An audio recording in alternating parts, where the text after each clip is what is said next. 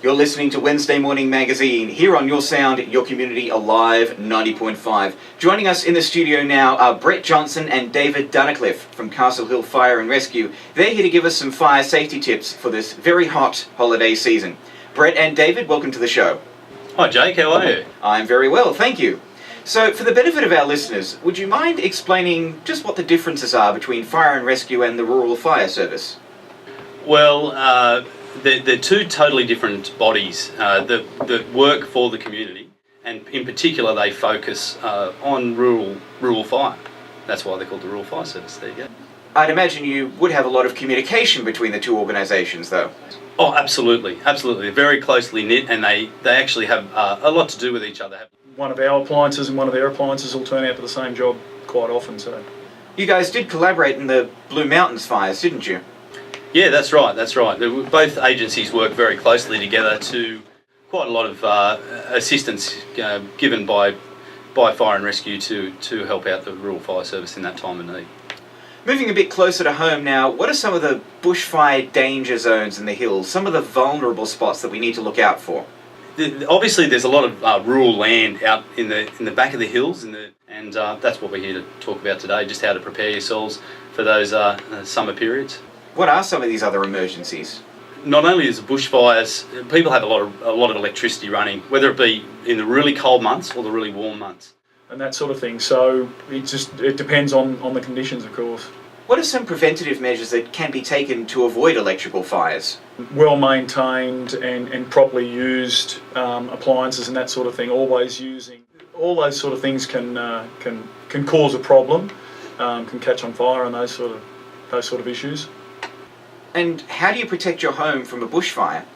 Yeah, everyone can basically prepare their homes for bushfire seasons, and in particular in Sydney we have some. So you can have a box ready to put in the essentials, and you move out of the house when needed. Do you have any tips on preventing bushfires in the first place? I think education is the key to being wise to the conditions and knowing what you can and can't do. So how do you stay safe if, heaven forbid, a fire does break out?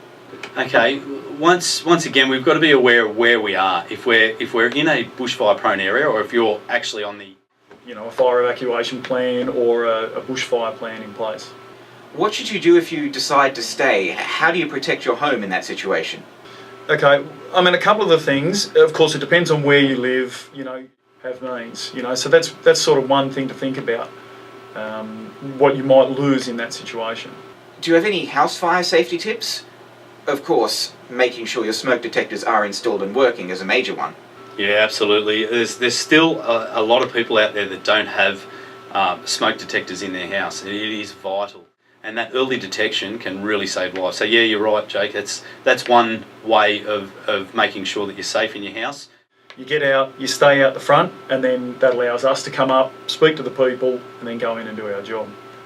Where can our listeners find out more about fire safety, perhaps volunteering and recruitment if they want to get involved in the fire brigade? Yeah, the fire brigade have a website.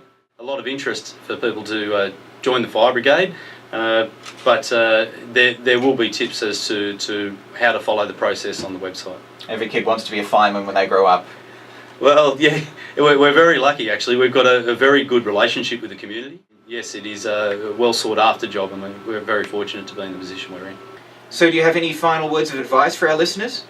I suppose the thing to think about is being prepared. Like I said, I'd really like everyone to stay safe on the roads over this Christmas so that we've got less incidents to attend as well.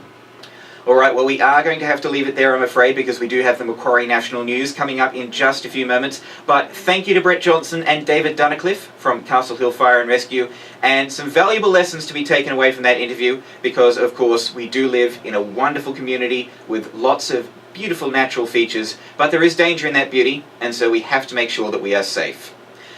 Coming up is the Macquarie National News. Don't go anywhere, because we will be right back after this with more Wednesday Morning Magazine here on Your Sound, Your Community, Alive 90.5.